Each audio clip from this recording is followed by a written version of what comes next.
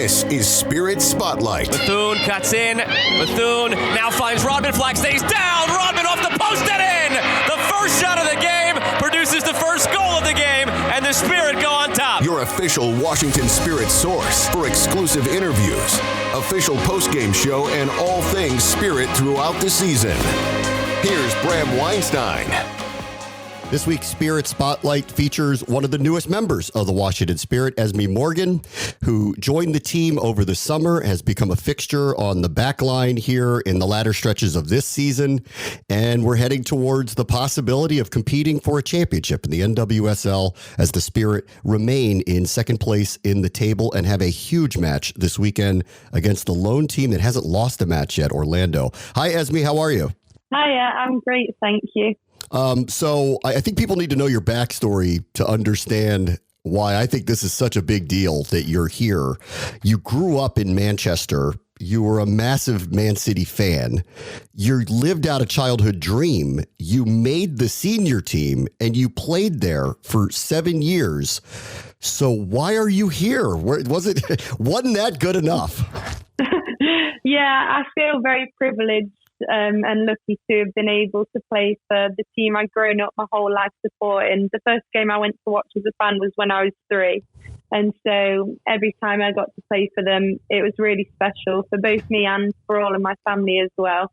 They loved coming to watch me in a City shirt, but I think the time was just right for me to experience something new. I would regret it if I had stayed in one place my whole life and then, well, not my whole life, my whole career, and then looked back at the end of it and thought I didn't quite reach my potential. And that's kind of the way I felt it was going to go had I stayed. And so I really just wanted to seek a new challenge, kind of experience some different coaching experience, playing against different world-class opposition, and just try and become the best player that I can be. So I really wanted the perfect spot for that, and I feel like I have done in coming here to Washington and playing for the Spirit. So why did you think you wouldn't be able to reach your potential? And secondarily, why do you think that could happen here in Washington?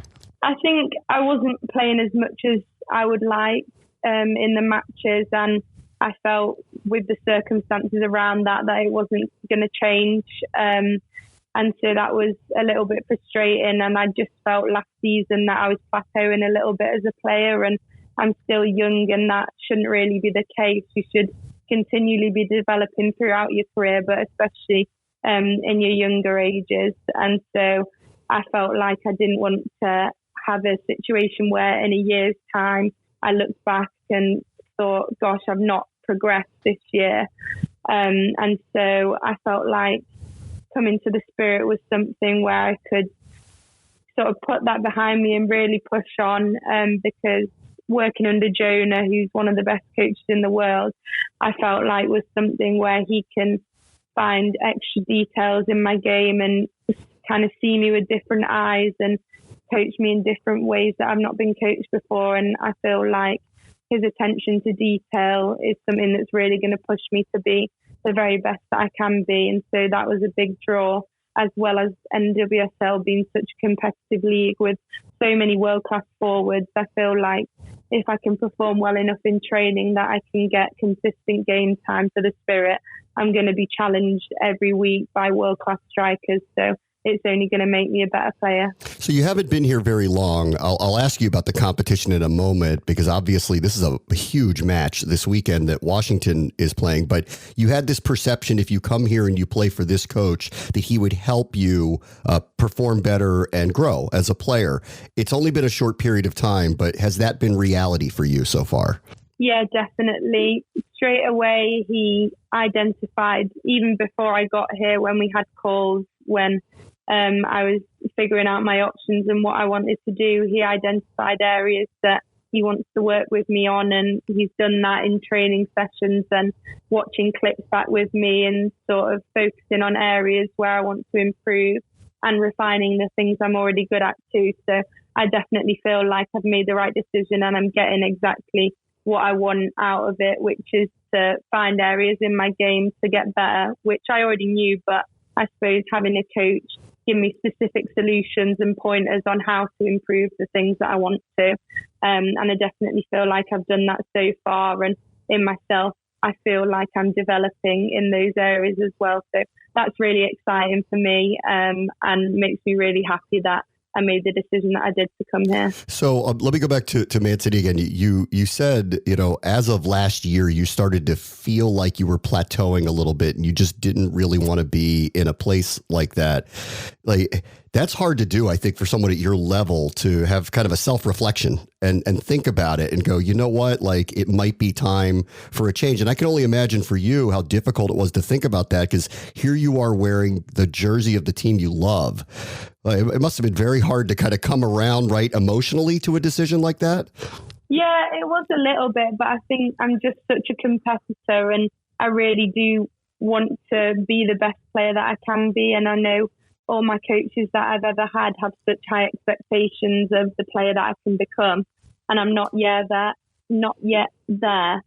So I really want to bridge that gap. And I didn't feel like the way it was going at City was going to do that. So when I kind of talked to myself about it, the decision was quite clear to me, because I love football so much and I feel very privileged and grateful to have had the chance to play at City. But I also wasn't set that I was always going to be there forever if that wasn't what was right for me. So putting my career and my ambition first, I knew it was probably best to move on and seek something out elsewhere. But the only way it was difficult emotionally maybe was because I know how much my family enjoyed me playing for City, but also they can consistently and be really happy and enjoying my football. So they knew it was for the best as well. Yeah, and you made a commitment. They made a commitment. You signed a multi-year deal. They also signed Tara McKeown, who we've gotten used to. She's been extremely steady on the back line, and you could even argue it an MVP this season for this team, the way that she has performed this year. So it seems like not only did you make this decision, but you felt good that you were going to be here long term. And I think it's interesting that Tara is here at the same time, that you'll be playing together for a while. Yeah, I messaged her straight away when the news get released, because we just find out with the rest of the world on social media, really, when these things happen. So I messaged her saying, yes, because I love playing with T. First and foremost, she's a great person. I love being around her. She's really funny and we get along really well. But I feel like even just the 2 games that we started together, I felt really comfortable and confident alongside her. And I feel like we've got the beginnings of a very strong partnership. So I'm excited that we're both in it for the long haul. All right, tell me about the competition. So you've spent a long time playing at the highest level in England, and now you're here in the NWSL. Like, what are the comparisons you can make between the 2 leagues? I think in terms of a level, they're very, very similar. As you saw when we played Arsenal, it was a really, really competitive game, and I think that's it. The top teams in both leagues and throughout the league are of such a similar level, but just good at different things. I think maybe technically the WSL is slightly better, but the NWSL is a much more physically demanding league, much more direct. I feel like there's more dangerous individuals in this league, and I think it's a big challenge coming up against strikers like Chawinga and obviously Banda this weekend, or Donez in my debut. There's so many dangerous forwards, so that's really, really tough to come up against. But I feel like the NWSL is a lot more competitive. Every team goes out to win every single game, whereas I think in the WSL, sometimes playing for City as one of the top teams, if we played a team lower down, often they would just kind of sit with 5 at the back, 4 in front and 1 up top, and just try and defend for a draw the whole game. Whereas I don't really feel like that happens at all in the NWSL. Everyone just goes for the win. And I think you go into every game knowing it's going to be a really, really tough battle, and that you have to be absolutely at your best to be able to get a win. And I really love that about it, how competitive it is. It is an exciting style of play over here. You mentioned Barbara Banda. She is fantastic. Orlando has yet to lose a match this year. That's almost impossible in any league. What do you make of her, and what do you make of the matchup this weekend? Yeah, she's a really dangerous player. Obviously, I think a lot's made of her pace and her power, but her movement so good to time it and you make the most of those attributes that she's got in behind. And I think they've also done a great job of supplying her. They've got some really good creative players who create really good opportunities to make the most of the positions that Barbara Banda gets herself into. So they're such a strong team. They've also done incredibly well defensively, and Anna Morehouse, I think, has maybe broken the record for the most clean sheets. I feel like I saw that the other week, and I know her from being on England camp, and she's a great keeper. So all the way through their team, they're really strong, but I definitely have confidence that we can put an end to their unbeaten streak and hopefully close the gap to the top of the table. Yeah, I'd love to see it. They also have a legend on their team in Marta. I wonder who who did you grow up? Because you grew up in England. Who were the players that you really looked up to when you were growing up and kind of forming your soccer career?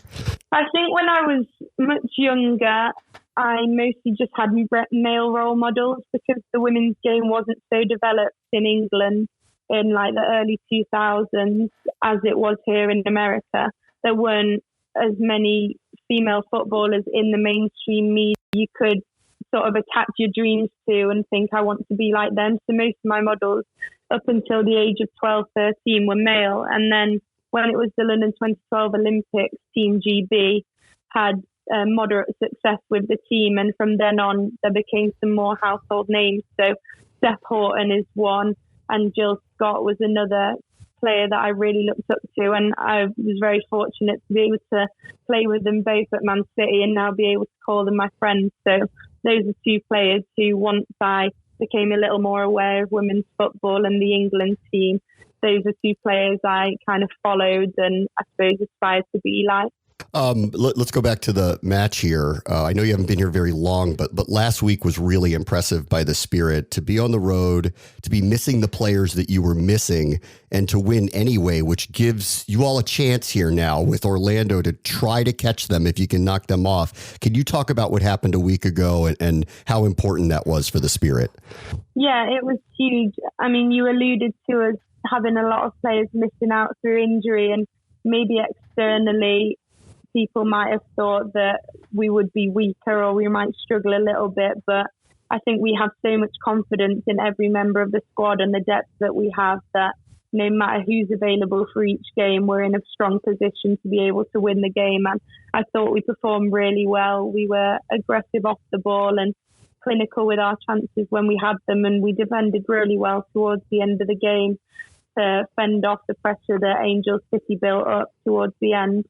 So, yeah, I think it was a good performance all round and showed what a great, strong squad we've had to be missing so many players, yet be able to put in such a good performance and be able to get the win. So we were really, really pleased with it. I'm really looking forward to this weekend. The heavyweight battle, I love it. Orlando and Washington. Esme Morgan, thank you so much for joining us.